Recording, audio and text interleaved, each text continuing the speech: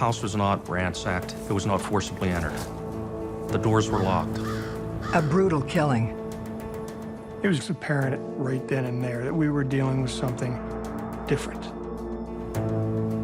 A housewife, a former medical professional. She was involved in her local community. A very devoted mother of a little boy.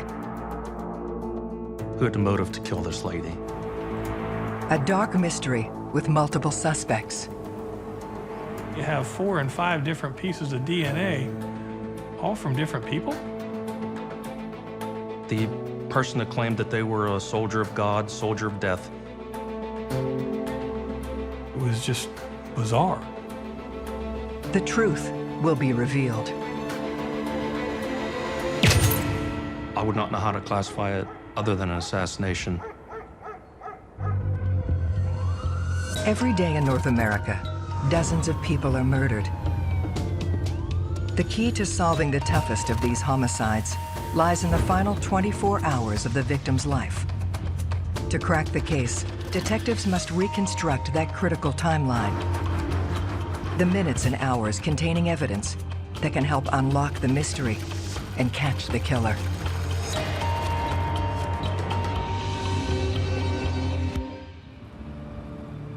The sleepy town of Williamsport, Pennsylvania, nestled in a lush valley, surrounded by forest. Williamsport has a long history, tradition. You go back to the lumber barons, and of course, Little League Baseball started here. It's just a nice place to grow up, and you usually don't fear for your safety. But one January morning, a grim discovery shatters that serenity. We received a call from 911 indicating that a woman had been found in her residence. A friend, Dwayne Van Fleet, had gone to try to locate her. He found that the residence was locked. There was no answer at any of the doors. He looked through a window and observed the victim on the kitchen floor. The victim's name was Miriam Ellis. It was obvious that she was deceased. She's killed based on a gunshot to her back in the area of her heart. It's up to state troopers William Holmes and Scott Henry to find her killer. The first step is questioning the man who made the 911 call. One of the things you do first off the bat is try to find out about as much about the victim and their life as you can. Mr. Van Fleet was one that was able to provide a fair amount of information to us. Miriam Ellis was a housewife, a former medical professional. She was involved in her local community, and part of the reason they found her that day was she didn't show up to teach Sunday school. She was an extremely good person, very devoted mother of a little boy. She had a certain amount of stature, and a lot of people knew her. One of the things that I recall with talking to him was she had no enemies. She had no enemies. Everyone got along with her. Who would have a motive to do this to a middle-aged Sunday school teacher in Pennsylvania? Investigators need to unlock every detail of Miriam's last 24 hours. But there's one key problem. In any murder investigation, it becomes important to try to establish the time of death. A lot of times that's established with eyewitnesses. Somebody sees the crime occur. However, in this case, there were no eyewitnesses. They look to Miriam herself for an approximate time of death. The body can tell many tales. How long it's been there, rigor mortis, lividity, aid in determining, at least initially, how long this person's been deceased. And these are things that we are trained to look at. There was some blood on her body. It appeared that she had laid there for a while. In canvassing the area, we couldn't find anybody that had seen her after 5 o'clock Friday evening, the 15th. Without more information, investigators can only determine a wide window for the murder, placing it sometime late Friday night. They turn to the crime scene, looking for clues about the killer. The house was not disheveled, it was not ransacked, it was not forcibly entered. The doors were locked. All the exterior doors were locked to the residence, the garage. There was a handset for a telephone within close proximity to her hand. As detectives subpoena her phone records, they face an uphill battle. A much-loved mother, killed within her locked house. Then, a keen eye spots a critical clue. We noticed a bullet hole in the window at that time. It was a double-pane exterior window. It was located directly above the kitchen sink. It was apparent that the shot had come from the outside. Our theory at that point was that, she was leaning, standing up against the kitchen sink, talking on the telephone when the round was fired that struck and killed her.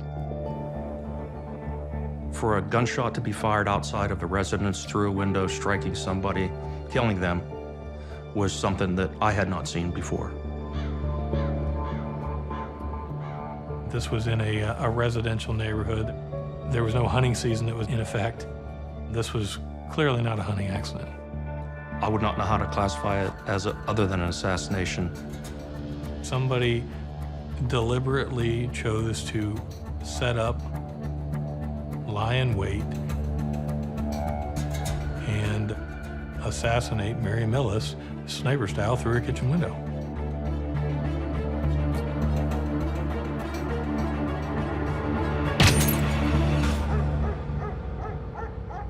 It was shocking because this woman was murdered in her own home, and it doesn't happen that way. That single shot is now the only lead. When the investigators then traced trajectory of the shot back, it took them back to a stream bed in behind Miriam Ellis's house. And then, as we looked a little further, our forensics team was able to find footprints. They came from a Reebok full-tilt basketball shoe, and that was the tread pattern. Size 14, they were positioned in a way where someone took up a shooting position alongside a tree that was directly back from Miriam's kitchen window. The investigators also found a cigarette butt in the area where the shot had been taken. As they looked further, they were able to find what turned out to be a homemade silencer. Very rare, at least in my career, did you find a silencer. It was apparent right then and there that we were dealing with something different. This establishes how Miriam Ellis was shot, but the mystery of who did it and why remains. For an execution-style killing, you have to have it planned. You have to have it planned in advance. Either the person wanting someone dead has to retain someone to do the crime, or they have to do it themselves and try to cover up their tracks. Somebody has taken great steps, great pains to plan out and execute this murder. It was not like Miriam was involved in some type of criminal enterprise, or that she was doing some kind of risky behavior where she was putting herself in harm's way. She was at home on a Friday night. Was she concerned or afraid for her life? What was going on in the last 24? Was she hiding? Did she say anything to anybody? Who saw her come home? These are all factors that become critical to helping you investigate the case. Some of those questions may soon be answered. As the investigators were processing the scene, Dr. Richard Ellis showed up. Dr. Richard Ellis was a heart surgeon here in the Williamsport Hospital. He was well known, and a lot of people called him a lifesaver. When a woman's murdered in her home, you must look at the husband first. They're the closest to the deceased. They're the ones that ought to be able to give you the most information. It's difficult to talk with grieving family members about this, but by the same token, they want to know, and they want to help, and therefore they'll do anything they can. Dr. Ellis tells investigators he last saw Miriam when he stopped by the house 2 days earlier, on Friday at 5 p.m. He was going to visit his family, which was down in the Chester County area of Pennsylvania. Detectives then learn the couple had recently separated after being married for 8 years. Miriam Ellis had moved out of the family residence. Primary custody of their son, Richie Ellis, 5-year-old, was with Miriam Ellis, and her husband had visitation time with Richie every other weekend.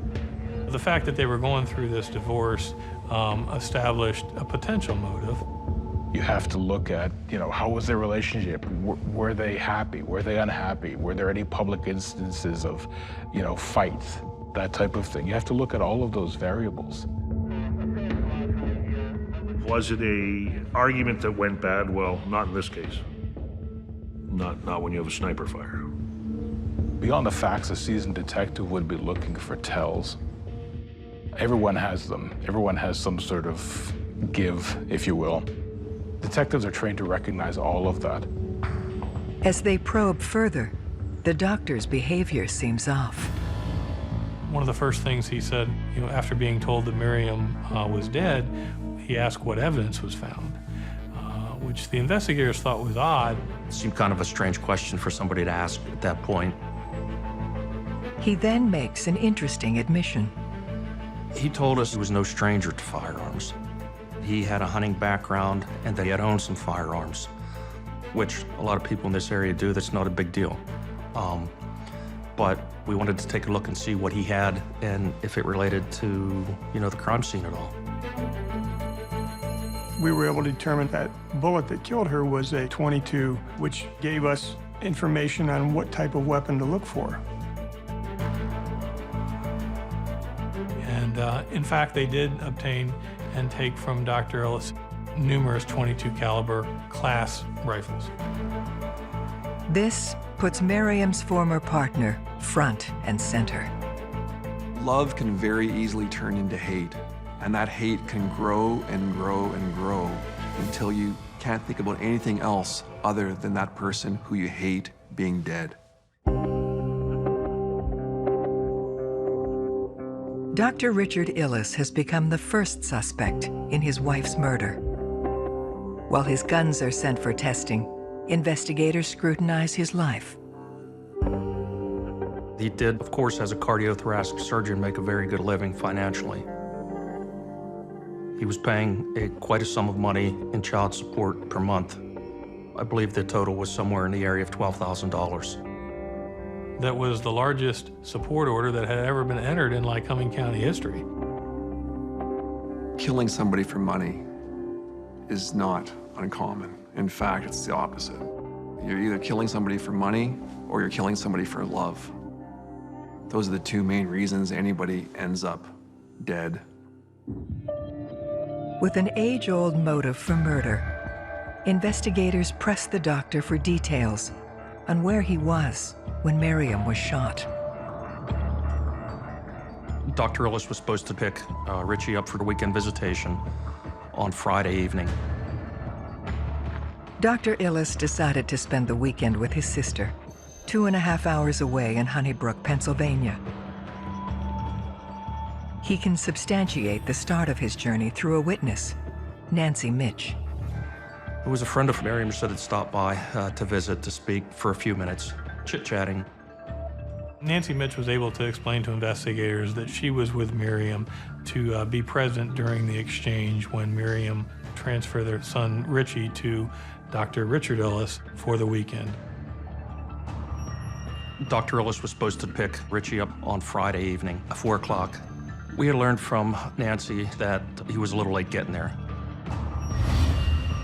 He picked up his son at Miriam's residence approximately 5 o'clock, so we knew he left the residence with his son. Nancy had left and Miriam seemed to be okay.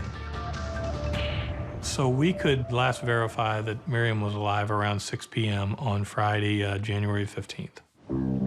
Dr. Ellis says he then made a quick pit stop before heading to his sister's. They'd gone home to his house first. He had left for southeastern Pennsylvania approximately 9:30 in the evening with his son. He said they drove to Lewisburg and stopped at a fast food restaurant. He had indicated that that stop was sometime around 10 p.m. The weather was bad that evening, and he called his sister around 11:24 p.m. and indicated that he was going to stop, and him and Richie were going to spend the night in the Harrisburg area. Nancy has confirmed one piece of Dr. Ellis's alibi. Detectives must now determine if the rest of his information is accurate. They could verify the cell phone call to his sister on the phone records. And we know that Dr. Ellis had checked in at 12:57 a.m. at a hotel in the Harrisburg area. That gives him a clear check-in time, a receipt for when he's there, so he has corroboration for his whereabouts. Dr. Ellis's story seems to hold up, but investigators also check him against the physical evidence. The center of the silencer had holes that were drilled through it. That was used to affix the silencer to the murder weapon. None of his guns had such a thing. There was nothing that could establish the murder weapon, but it was Dr. Ellis's gun. In addition, there was some DNA that was found on hairs inside the silencer. And there was DNA found in a cigarette butt. Ultimately, the DNA that was tested did not match Dr. Richard Ellis. According to the evidence, Dr. Ellis was nowhere near the house at the time of the murder. But as they press for more information, he makes another admission. Dr. Ellis was having an affair. He had developed a romantic relationship with a coworker who he worked with at the Williamsport Hospital. And that may have led in part to the separation. It seemed like very similar circumstances to how he met Miriam. He started working with her. They developed this relationship and got married. And then it was kind of the same way with Katie.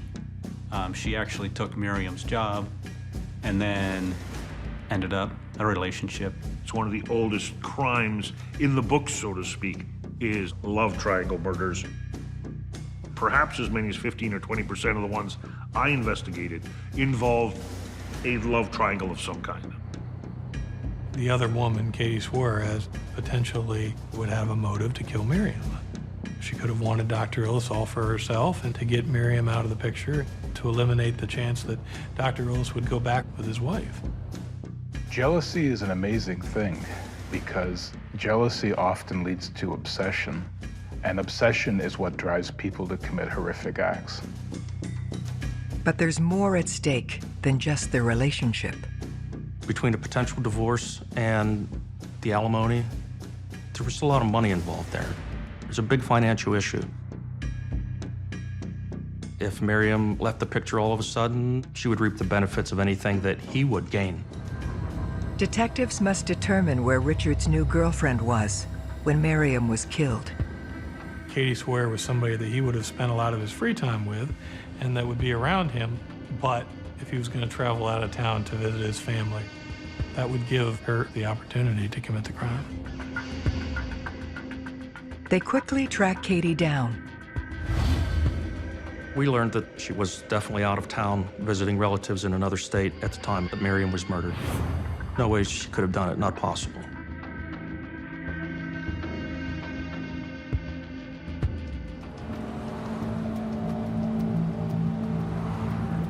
As we continue with the investigation, we can't find anybody else that has any motive to have this lady killed.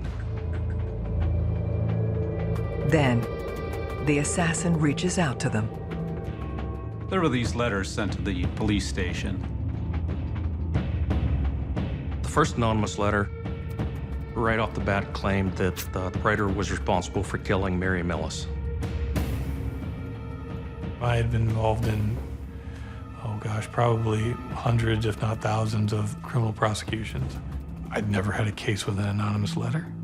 I mean, you see it on TV, but it's not something that really happens.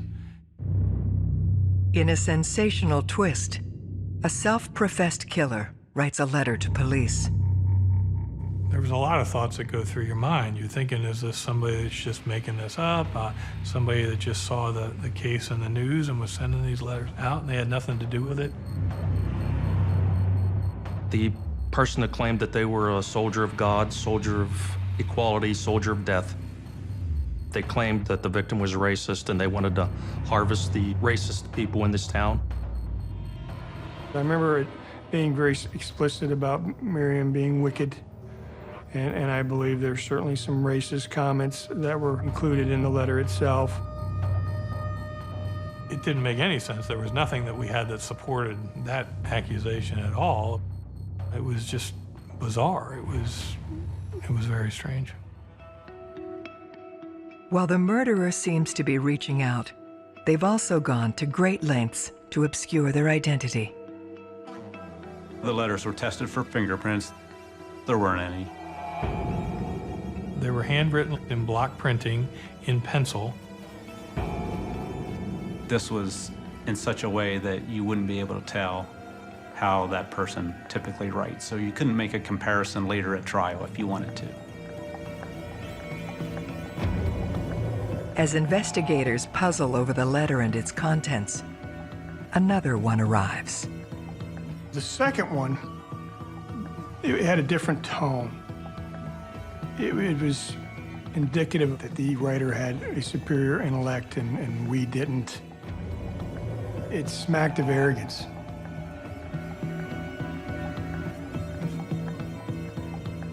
This second letter also points investigators towards a new suspect. The author described himself as having advanced degrees, having many advanced degrees.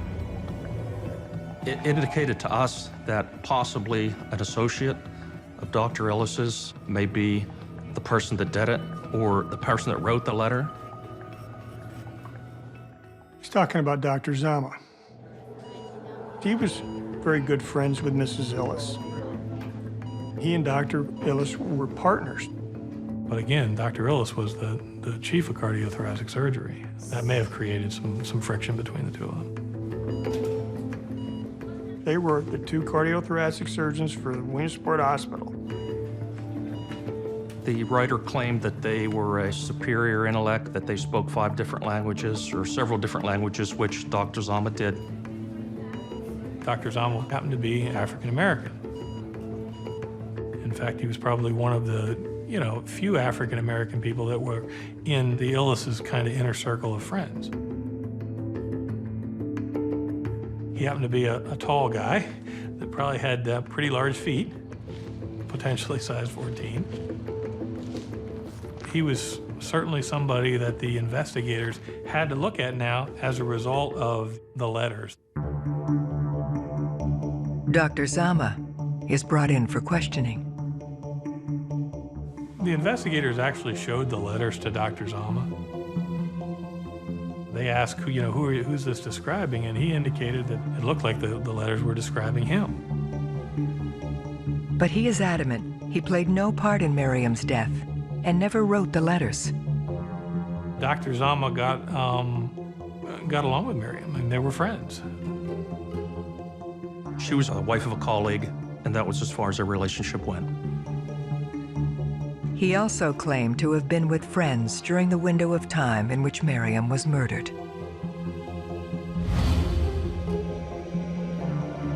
The investigators checked out Dr. Zama's alibi for the evening of the 15th. They confirmed that he had an airtight alibi.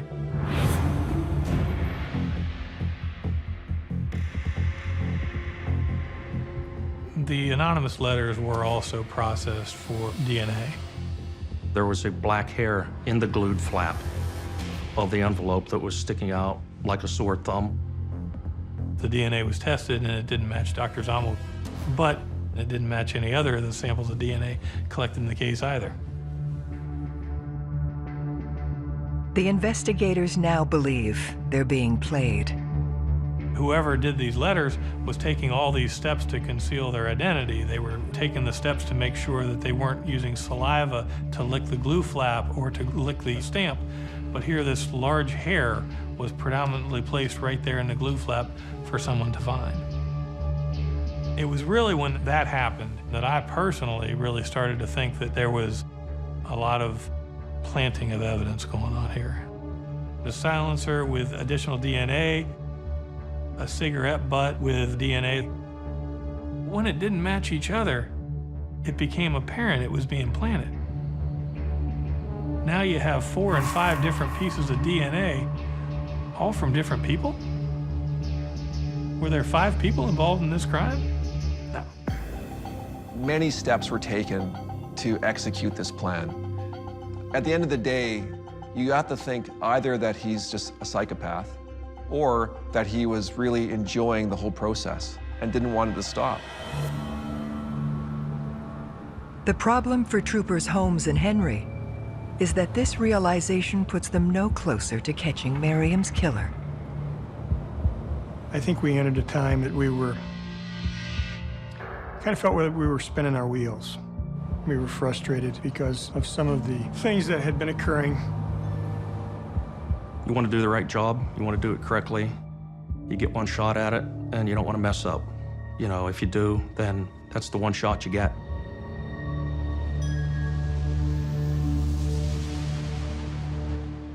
Then, when a subpoena they'd been waiting for since day one is approved, it unlocks a key piece of the puzzle. There was a handset for a telephone within close proximity to our hand. The investigators got the phone records for Miriam. We came to find out that there was a friend that she had been speaking to on the telephone Friday evening that had actually called her.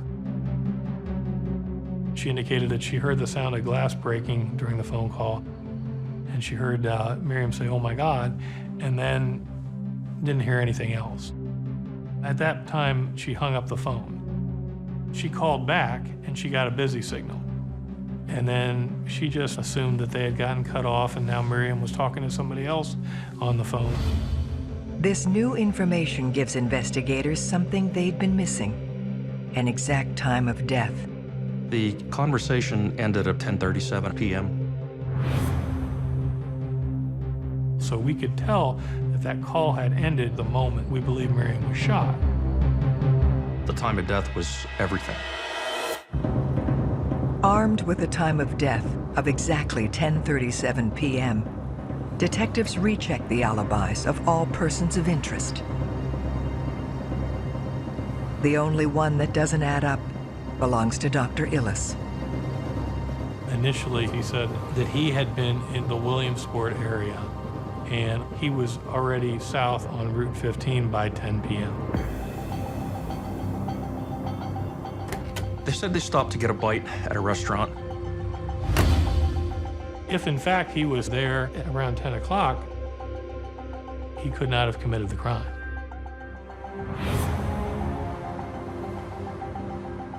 On the surface, it looked like it checked out, but they really couldn't verify that he was actually there at that 10 p.m. time frame.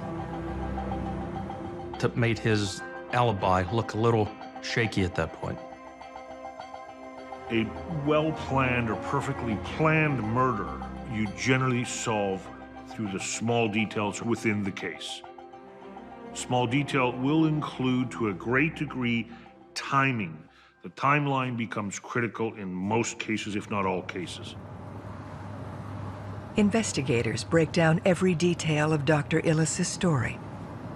They traveled south on Route 15, and he made a call to his sister at 11:24. He had called to tell her that they were going to have to stop and stay at a hotel. The only real hard time they could verify was the cell phone call to his sister. They use this information to determine the closest point Dr. Ellis could have been from Miriam's house when he made the call. We knew the route he had taken that evening because he had told us. We knew he was in a certain radius from the cell phone tower that his call came from, that his call bounced off of that cell phone tower. Once we contacted the cell phone company and got the coverage maps, we were able to determine approximately where that phone call was made in relation to the crime scene and in relation to the hotel. and we found that he could have been much farther north on Route 15 than he had indicated.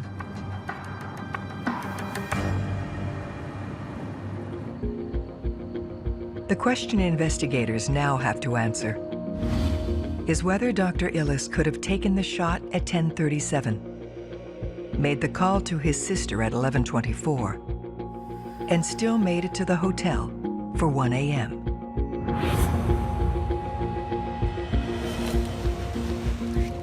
We wanted to drive the route under those same conditions. We checked that night, were there any accidents that would have delayed traffic? Of course, the weather was bad. Was there a road closure? We actually even wore some sneakers that were somewhat similar to the ones that were worn that night. Went from the scene on foot, followed that dry stream bed to a vehicle, and drove to the location within the area he could have made a call from that night on his cell phone, and we found out that it was possible to do that. Just the fact that they could recreate the timeline and it worked, it blew everyone away. All the dots have to be connected. You have to go with what may seem to detectives initially to be something relatively trivial can become extremely important as the investigation unfolds. Dr. Richard Ellis is now the only suspect without an alibi. Next, investigators need to find a way to tie him to the murder itself.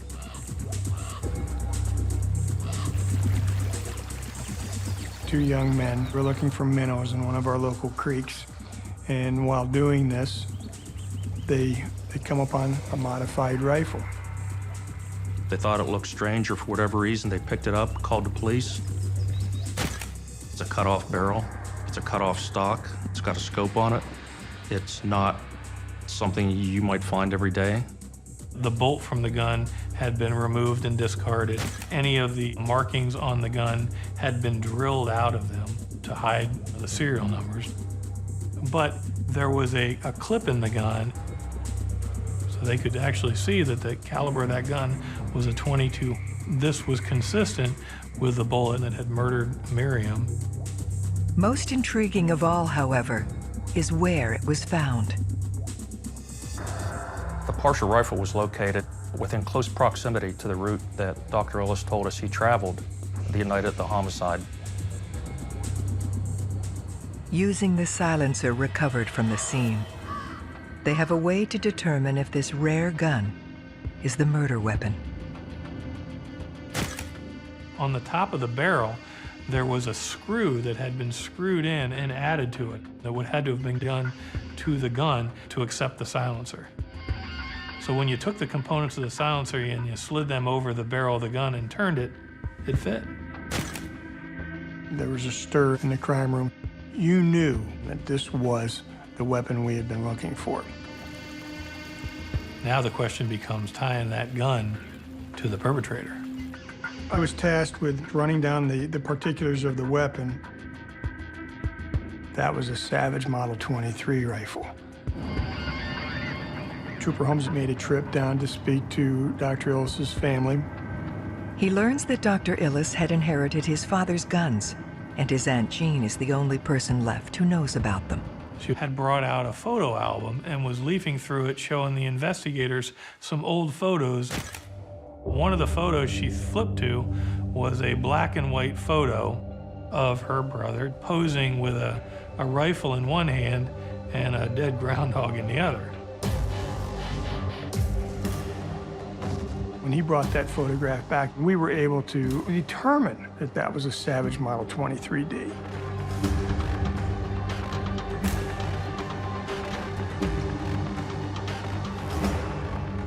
The more coincidences that pile up, the less chance that it actually is a coincidence.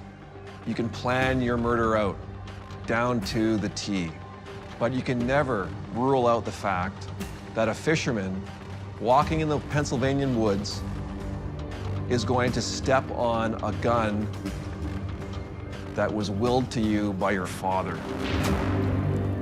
We had the connection. Investigators have recovered the weapon they believe Richard Ellis used to kill his estranged wife, Miriam. The challenge now will be to secure a conviction, despite the maze of conflicting forensic evidence. It was very frustrating for the case, because even though by this time we had our belief that, Dr. Ellis may be involved, as a prosecutor, I know this is going to be an extremely difficult case to win in front of a jury, because I've got multiple pieces of DNA that don't match the accused. You can only convict if the only logical inference that can be drawn is the person's guilt. And so if there's an alternate suspect who doesn't have an alibi, that's your reasonable doubt.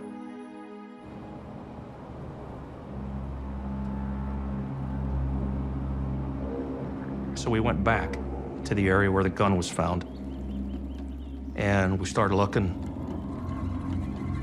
and got lucky again.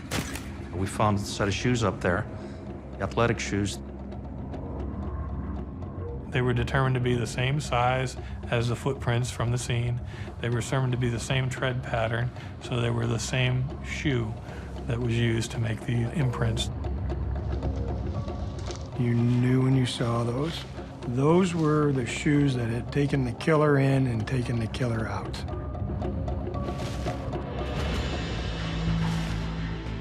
They must now prove the shoes were worn by Richard Ellis. We still had the issue that they're a size 14 and he wears a size 10. And of course, it would have been very possible for somebody with a size 10 shoe to wear a 14. They are sent to the lab for forensic testing. They found a hair on one of the tongues of one of the sneakers. They did DNA testing on that, and that came back to not match Dr. Ellis. But if the investigators are right, Dr. Ellis wasn't the only person at the scene that night. We believe that somehow he drugged his son, Richie, and he was asleep in the car.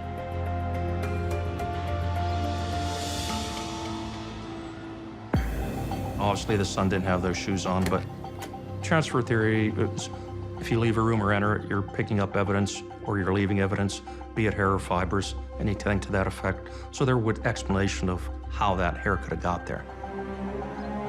We tested that against Richie Ellis, Dr. Ellis' son, and we got a mitochondrial match to that.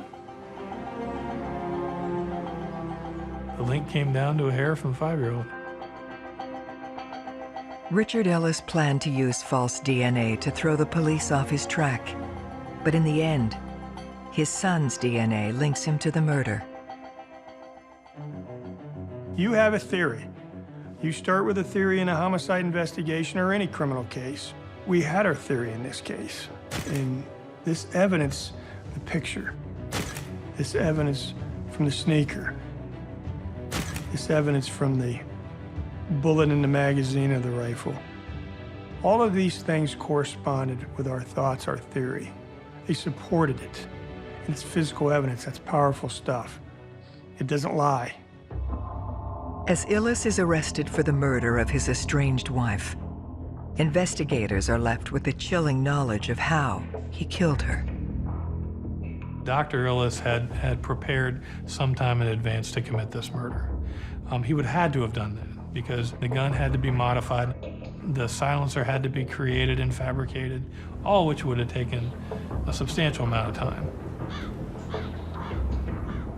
He knew that if he was going to kill Miriam, he didn't want his son to be present to find her body, so it had to be on a weekend that Dr. Ellis had custody of his son.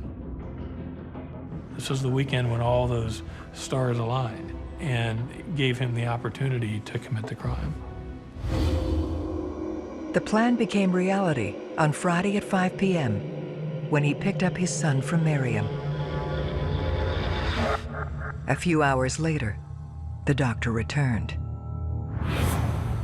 Dr. Ellis parked the car with Richie asleep or drugged, went through the stream bed, got up to a point where he was in position behind Miriam Ellis's kitchen window. And he would have had to have waited there until Miriam would have came into the kitchen and stood in a position that gave him a shot there. If she was anywhere else in the house, he couldn't shoot her. You could only shoot her when she was in that kitchen in front of that window. And at 10:37 p.m., she was in there, was on the phone, and she presented the shot to him, and that's when he killed her. He placed the evidence there in the scene, the cigarette butt, arranged that in a position to be found, and then he would have left the scene, leaving those size 14 tracks. Then he would have gone back to the car with his son and traveled south. He drove to the first remote place that he could get rid of evidence. He threw out the gun, he threw out the shoes, he returned to the road and continued traveling. He made a call to his sister at 11:24. Presumably, he's doing this knowing that the records will show up and that, that can assist him in his alibi. But what it actually showed is that he could have committed the offense. When you took this and you put it in a timeline perspective, that was key. Richard Ellis is charged with first-degree murder. When Dr. Ellis was arrested, they found an unfinished manuscript of a book. And the title of the book was Heartshot, Murder of the Doctor's Wife. And the author was Dr. Richard Ellis. And it goes through and it basically documents the murder of Miriam Ellis from the perspective of the killer. And the thing that I remember the most, and I'll never forget really, is that the book describes the killer's emotion at the time. And it described the killer as having an orgasmic catharsis at the time of the murder. Despite the evidence, Ellis pleads innocent to the charge. But the jury sees things differently. After a trial in 2004, Dr. Ellis was convicted of first-degree murder and sentenced to life in prison without the possibility of parole. This is just the bad luck if you're him, or the good luck if you're the police. But without that firearm, he would not have been convicted of that crime. Dr. Ellis was an intelligent man who thought he was probably smarter than he was. He didn't want his wife to have all his money, and he thought he could get away with it. I don't know what it was that caused this case to get under our skin, other than that it was something that could happen to any of us. It was the life any of us could have been leading. We had a little boy here. Very tragic. He was just a little guy who no longer had his mother, and ultimately he lost his father in this. To do that to your son, to carry out this murder, is just beyond belief.